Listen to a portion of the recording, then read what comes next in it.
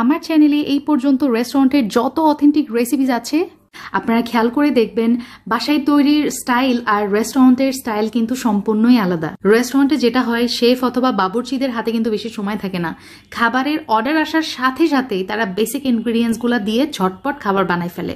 আর same recipe যখন আমরা বাসায় ট্রাই করি দেখবেন ওই রেসিপির মধ্যে দুনিয়ার হাবিজাবি জিনিস অ্যাড করে রেসিপির টেস্টটাই নষ্ট হয়ে যায়। তো আজকেও আপনাদের সঙ্গে restaurant style authentic corn soup রেসিপিটা শেয়ার করতে চাচ্ছি, আশা করি আপনাদের হেল্প হবে। মুরগির বুকের মাংস একবারে কিমা করে নিয়েছি, ওই যে কাবাব করার জন্য যেরকম কিমা লাগে ঠিক তেমনই। এখানে 1/4 কাপ আছে। গাজর কুচি নিয়েছি জাস্ট ফর কালার। ক্যানের মধ্যে যে ভুট্টা পাওয়া যায় সুইট কর্ন সেটা নিয়েছি প্রায় 3 টেবিল চামচ মতো, আর কাঁচামরিচ কুচি, তার সাথে রসুন কুচি।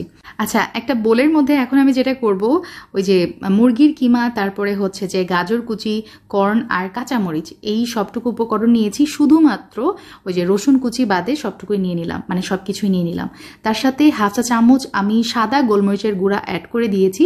তার সাথে আরও দিয়ে দিয়েছি এখানে 5 কাপ পরিমাণ পানি, নর্মাল পানি, যেই পানিটা আমরা খাবারের জন্য ইউজ করে থাকি সেটা।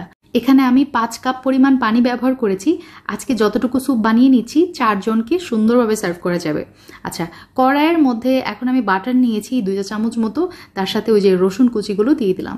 এখন যেটা করব, চুলার একদমই লো টু মিডিয়াম হিটে রসুনগুলো আমি খুব সুন্দরভাবে গোল্ডেন ব্রাউন করে ভেজে নিব। কড়াইটা একটু কাত করে তারপরে এই যে দেখেন রসুনগুলো খুব ইজিলি উঠায় নেওয়া যাবে। তো আমি উঠিয়ে নিয়েছি, আর এই যে দেখতে পাচ্ছেন রসুনগুলা কি সুন্দর একদম গোল্ডেন ব্রাউন, একদম ক্রিস্পি হয়ে গেছে।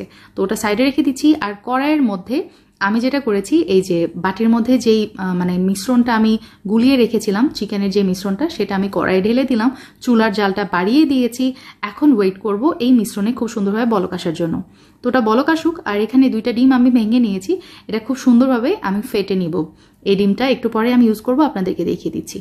আর এই যে দেখতে পাচ্ছেন চিকেনের মিশ্রণে খুব সুন্দরভাবে বলক চলে আসছে।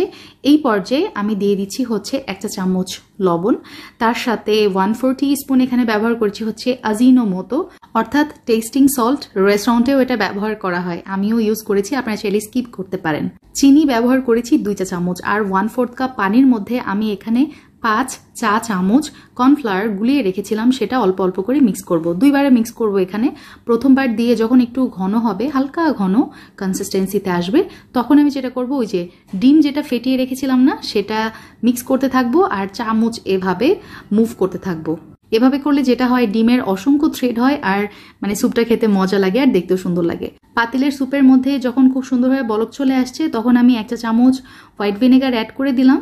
আর কর্নফ্লাওয়ারের যেই অবশিষ্ট মিশ্রণটা ছিল সেইটুকু দিয়ে দিলাম। দিয়ে খুব ভালোভাবে নাড়াচাড়া করে 1 মিনিটের মতো চুলাতে জাল করে নিয়েছি। আলহামদুলিল্লাহ, আমার স্যুপ রেডি। চুলার জাল অফ করে দিয়েছি and you can see the result. আলহামদুলিল্লাহ, এটা দেখতে যতটা না সুন্দর হয়েছে, খেতেও কিন্তু হয়েছে একবারে চাইনিজ রেস্টুরেন্টের মতো। আর সার্ভ করার আগে আমি ওপর দিয়ে ছিটিয়ে দিচ্ছি হচ্ছে রসুন ভাজা, যেটা একটু আগে আমি মানে প্রথমে ভেজে তুলে রেখেছিলাম। আর তার সাথে ওপর দিয়ে সামান্য একটু ছড়িয়ে দিচ্ছি হচ্ছে ঘি। আপনারা চাইলে এখানে বাটার ইউজ করতে পারেন অথবা বাটার অয়েলও ইউজ করতে পারেন। ওভারঅল টেস্ট ওয়াজ গুড, একদম টপ নচ। আমি চিন্তাও করিনি যে এত ভালো রেজাল্ট পাবো। আর যেই রেসিপিতে আমি ভালো রেজাল্ট পাই শুধুমাত্র সেই রেসিপি আমার ভিউয়ার্সের সাথে শেয়ার করি। So enough for today. আল্লাহ হাফিজ, আসসালামু আলাইকুম।